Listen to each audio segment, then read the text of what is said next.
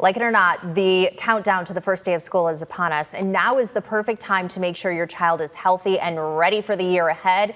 Joining us right now is Dr. Kyle Keller to share some important back to school health tips. Thank you so much for being with us. Thanks for having me.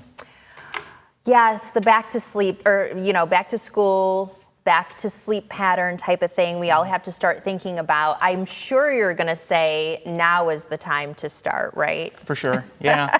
I mean, yeah, probably about 3 or 4 weeks ago, but yeah. It takes quite a while. So it's not too late though. Let's say school starts next week. I believe in Perrysburg it starts next week, and then the other school districts probably after that.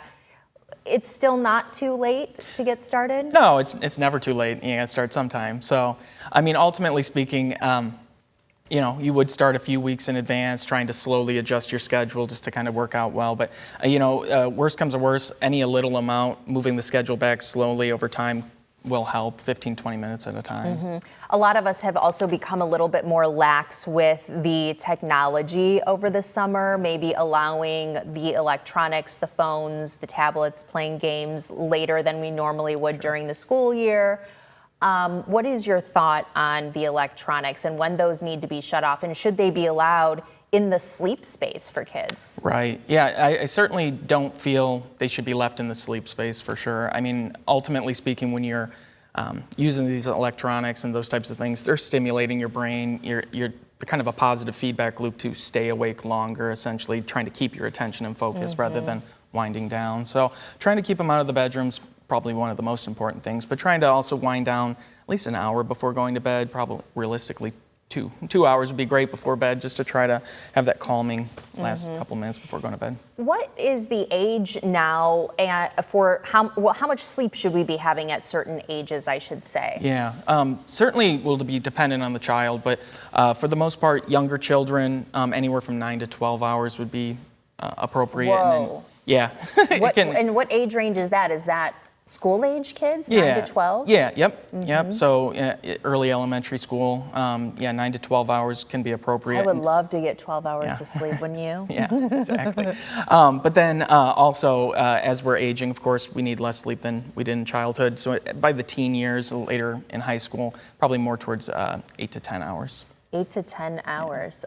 Okay. And then I know vaccines are a question right now. My daughter's going to be a senior, so I didn't know she has to get a meningitis vaccine. Right. So we're not just talking about the littles. Parents of all kids of all ages need to know about certain vaccine markers, right? Right, exactly. So the vast majority of the vaccines we're getting them in that infant to toddler stage. Then early elementary school, we're starting to pick up more vaccines at that point. But yeah, once we're getting into the high school age, certainly there's the meningitis. There's a couple of different forms that we're considering in the high school or required for high school in some circumstances. And then tetanus and whooping cough, those types of things.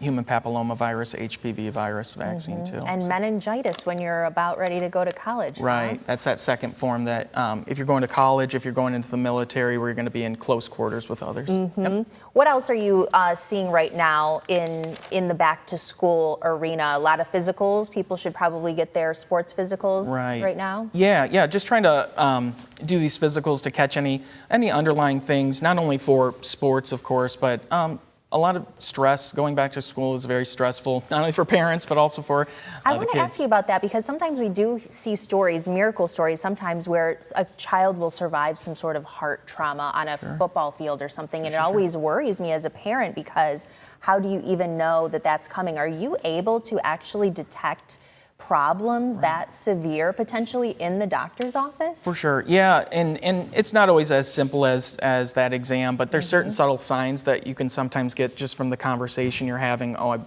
I get severely winded when I'm outside running, or I've passed out while exercising. Those types of history are important, but then also when you're listening on an exam, there's a couple of things we can do in office.